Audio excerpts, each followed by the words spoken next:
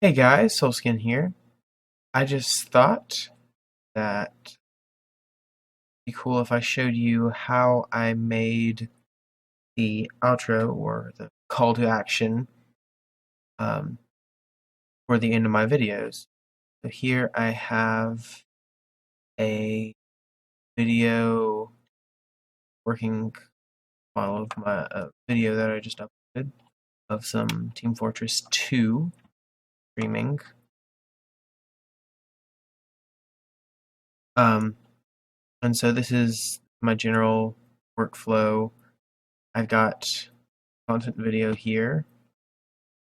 At the beginning, I have pre-rendered, pre-audio, everything. Intro. So that just works. I might make another video on how I made this. I made it with Blender, but so I have my main content. For some reason, when I streamed this, the audio messed up, so they don't like putting stuff in other rows. But I put just a disclaimer. I have no idea what happened to the audio. It sounded perfectly fine for me. I don't know why OBS wasn't picking it up. But so we just have tons of TF2 footage. But the whole point of the video is right here. So we have a fade to black for 30 frames, and this is all in 1080p, 60 FPS. So we fade it out for half a second, and then we have our call to there we go. We have our call to action or outro. We have the last video on the channel, so people can go back and watch. Have a related video, which for the first couple of videos there probably won't be, just because I don't have that much backlog of videos to relate stuff to. But then we have Twitter, YouTube, and email, subscribe stuff, and then a Blender rendered background. And so we have Blender rendered background here. Pretty simple. And we have our intro, our block frame, and outro template. This is where most everything happens. You can see at the beginning here we have two shaded rectangles. Got a solid black border color and a slightly transparent fill color. And we have stuff. Let's show background so we can get some of this visible. So each of these are text box. Each of these are images. These titles are texts. And this, the subscribed wording, is from a export from GIMP, which I use for a lot of my graphics and channel art and stuff, and all of the artwork and titles for my Twitch page. So that is its own separate thing. And oh, it's showing back. Yeah, so there's that, and then there's a colored background, solid border, and semi-transparent background, same as usual. And then we have just text here. So if we take this, let it now look at it, and see these are separate things.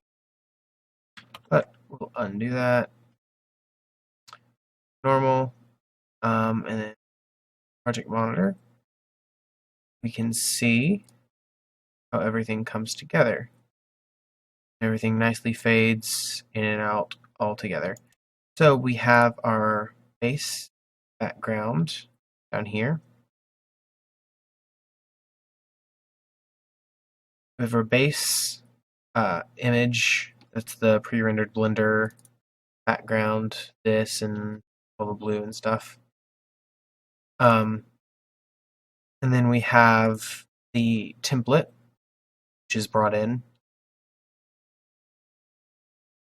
And we don't have a fade in for that, but the fade in is actually in the composite itself. Have a opacity 100% as we go, drops down to 0%. So it keyframes in things in between.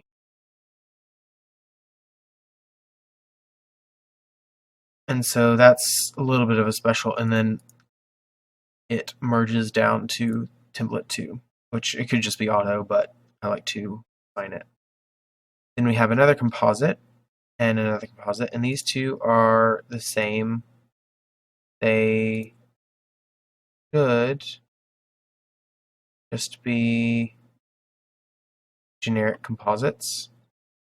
And then we have a image clip here, which I probably could some of this in the composite, but right now I just have it on the video itself. And so I can trade out these video clips for whatever I want, and it will replace what is over in here, what is in my last video and related.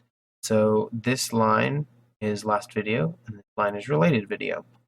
So these have a forced compositing onto template 2, which is background, and so I can just drop in whatever videos I want.